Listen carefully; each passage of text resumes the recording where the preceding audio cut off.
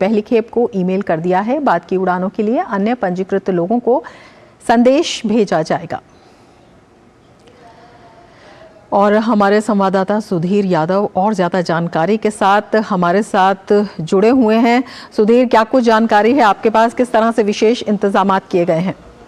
बिल्कुल रमा जी, देखिए जिस तरीके से सरकार में टॉप लेवल पे इस चीज़ को सीरियसली लिया गया है, उसके बाद से जो तमाम एजेंसियां हैं उनको कहा गया है कि जो जानकारी है वो जुटाएं। खास तौर पर अगर वायुसेना की बात करें, जो सशस्त्र सेना हो उनकी बात करें, तो वायुसेना को तमाम जो ज़रूरी तैयारियां हैं उनके लिहाज से स्टैंड बाय रहने के लिए कहा गया। और वायुसेना भी पूरी तैयार है। जो वायुसेना के जो सूत्र हैं उनसे हमें जानकारी मिली है कि हिंडन और दिल्ली के आसपास, खासतौर पर आगरा की हम बात करें तो स्टैंड बाय जो प्लेन्स हैं C-130J और जो कई दूसरे तमाम जो ट्रांसपोर्ट प्लेन हैं उनको स्टैंड बाय रखा गया है। और हमें ये जानकारी दी गई है कि सरकार की तरफ से जब भी उन्हें जैसे दिशा निर्देश मिलेंगे उसी के आधार पर जैसा भी जो अभियान है उसके लिए पूरी तरीके से वो तैयार हैं। रमा जी, ये भी आपसे जानना चाहेंगे सुधीर, किस तरह से संपर्क जो है वहां से एम्बेसी से किया जा रहा है? वहां पर जो अन्य एजेंसियां हैं, सरकारी एजेंसियां हैं, उनके साथ किस तरह का समन्वय है और किस तरह से एक बेहद सफल प्रयास भी से कहा जा सकता है? क्योंकि इससे पहले भी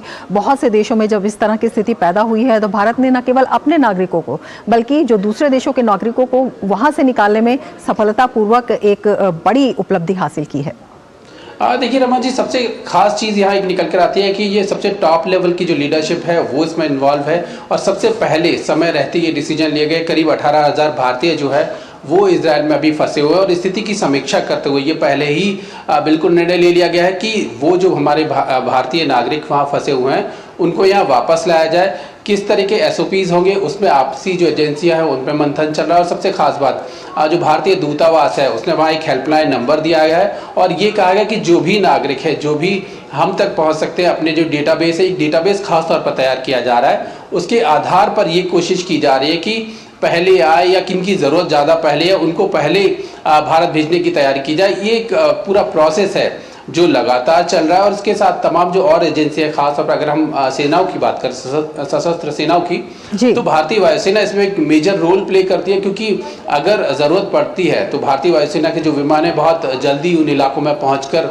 जो भारतीय हैं उनको वापस ला सकते हैं। तो उन सब तमाम तैयारियों के मद्देनज़र जो ट्रांसपोर्ट प्लेन है, हिंडन की बात करें, खासतौर पर अगर दिल्ली के आसपास का जो इलाका है, हिंडन का एरिया, वहाँ आगरा एक ऐसा इलाका है, वहाँ स्टैंड बाय जो प्लेन है उनको स्टैंड बाय रखा हो गया है। और ख़ास तौर पर हमें ये भी जानकारी दी गई कि अगर ज़रूरत पड़ती है तो यहाँ से जल्दी फ्लाइट लेकर जो भी स्पेशल फ्लाइट्स भारत सरकार की तरफ से आयोजित की जा रही है उनमें जो वहाँ भारतीय फंसे हैं उनको वापस जल्दी से जल्दी स्वदेश वापस लाया जा सकेगा। जी बिल्कुल सुधीर, नज़र बनाए रखें आप। फिलहाल शुक्रिया पूरी जानकारी के लिए।